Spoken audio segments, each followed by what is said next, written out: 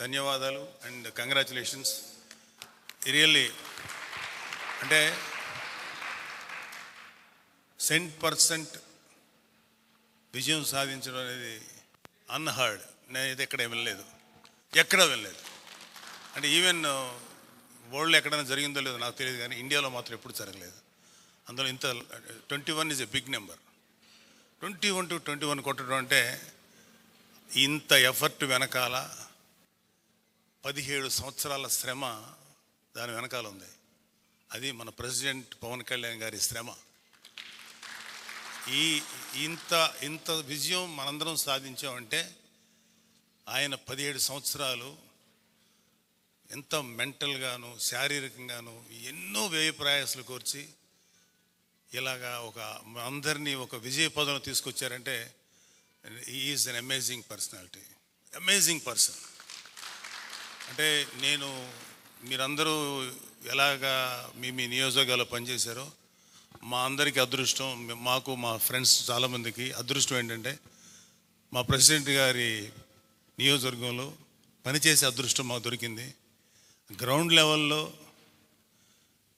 మన జనసేనని అభిమానించేవాళ్ళు, కార్యకర్తలు, వీర మహిళలు, జన సైనికులు, నాయకులు వాళ్ళు ఎంత ప్రేమ చూపించారంటే నేను ఆ పిఠాపురం 45 days అనేది ఒక ఎన్రిచింగ్ ఎక్స్పీరియన్స్ నా జీవితంలో.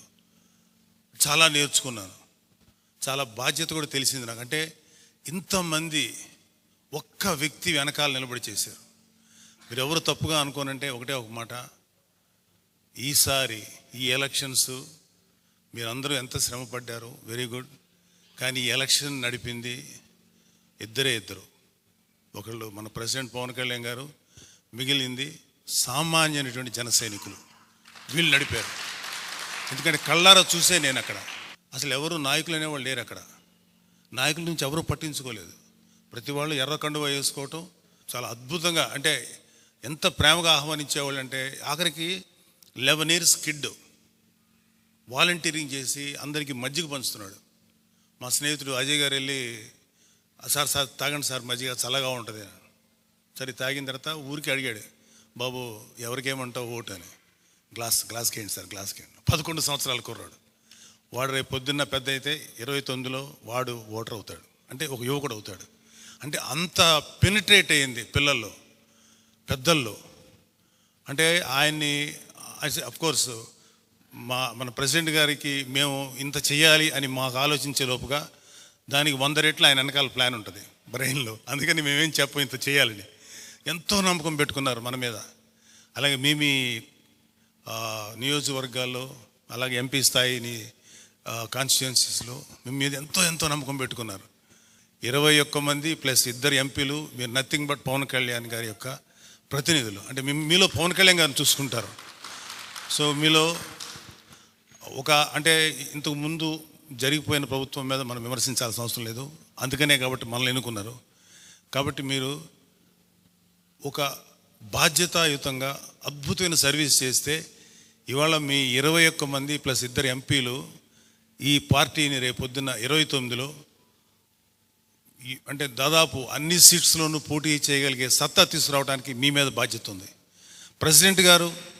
మాకు ప్రెసిడెంట్ గారు చెప్పింది ఏంటంటే ఒకసారి ఆయన నేను చేశానన్న తర్వాత మాకు కొన్ని బాధ్యతలు అప్పగించినప్పుడు మేమే ఒక్కరోజు కూడా ప్రెసిడెంట్ గారు డిస్టర్బ్ చేయాలి. కారణం ఏంటంటే ఇంత చేసిన తర్వాత కూడా సార్ ఇక్కడ ఈ ప్రాబ్లం ఉందండి అని చెప్పడం అంత పనికి అంతం లేదు. మేము ఎప్పుడు అని ఒక మాట చెప్పాల, మేము చేసుకుంటూ వెళ్ళాం.